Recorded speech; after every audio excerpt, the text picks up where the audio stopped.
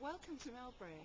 My name's Pat and today is Friday the 2nd of January, and over the next 12 months we're going to be following progress in the garden through video, audio and photographs, and hopefully over the next year, with the help of my partner Alan, you'll see lots of changes in the garden.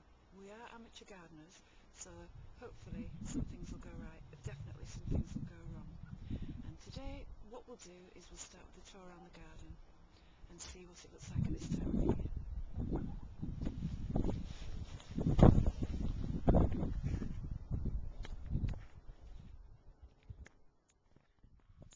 So we'll start at the top of the garden and have a look at the flower bed and the chickens.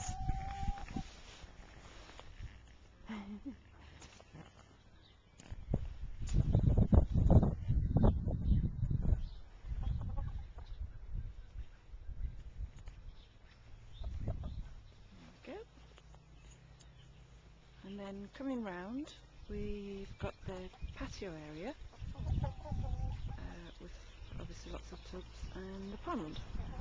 And this is Alan's goldfish pond, so that's all we have in there, and some weed. And he set all this up himself, and not to forget the rubber ducks. Every pond should have rubber ducks.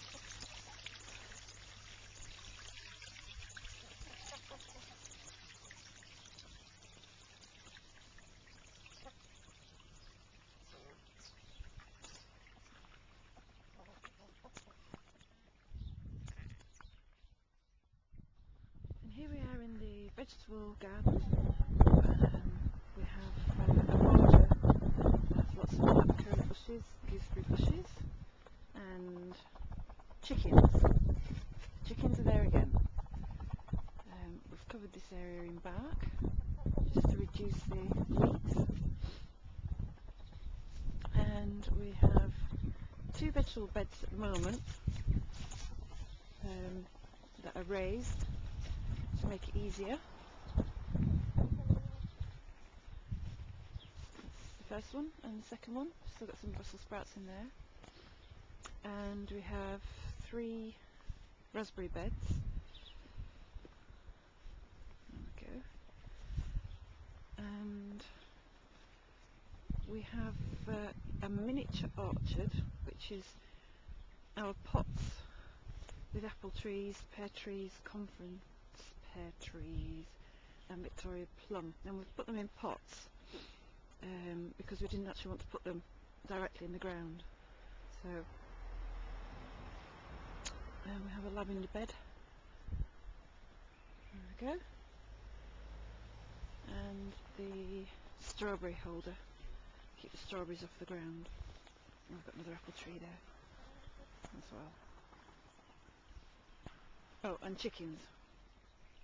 Right, as we walk down the garden, we've got the 2 blackcurrant and a redcurrant bushes.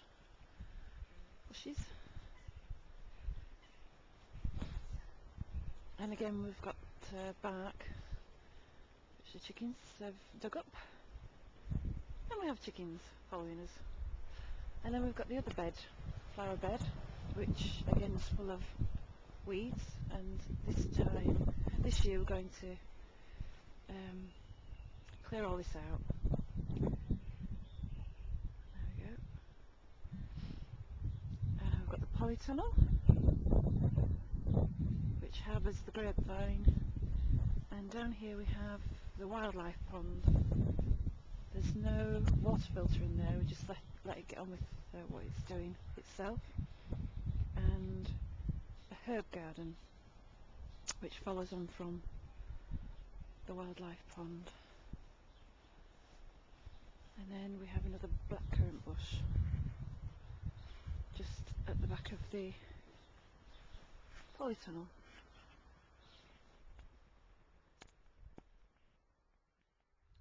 Now just moving further down the garden, we have the compost heaps. There are 3 compost heaps.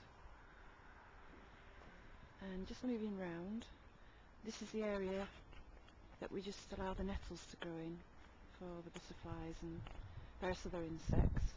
We've just recently covered this area with more bark, just to keep the grass down, make it easier. We have another raspberry bed, and then the chicken coop down here. And just moving past the chicken coop, we have the rhubarb. Moving down the path, this area down here is a no-go area. This is where we've dumped all the thorns and things, but this is going to get cleared out this year, and we're planning on putting 1 or 2 beehives in here if we get confirmation that it's okay to put them there, and we'll be happy here. So moving round, we're going to have a look back up the garden.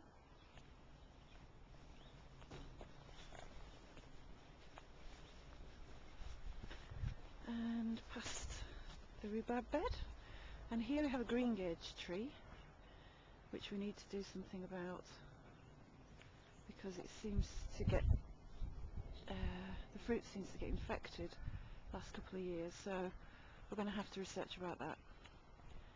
And then we move down to the rabbit and guinea pig run. There we go. There's Phoebe.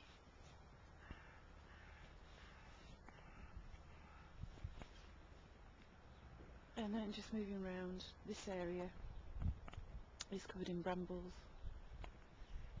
and azaleas, so we need to clear this area out this year. And then we've got the bird feeding area here.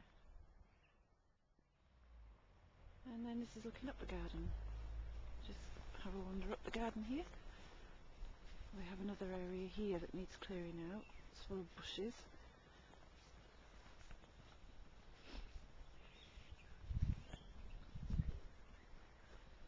And you get a better view from this side, vegetable plot and the hedge area.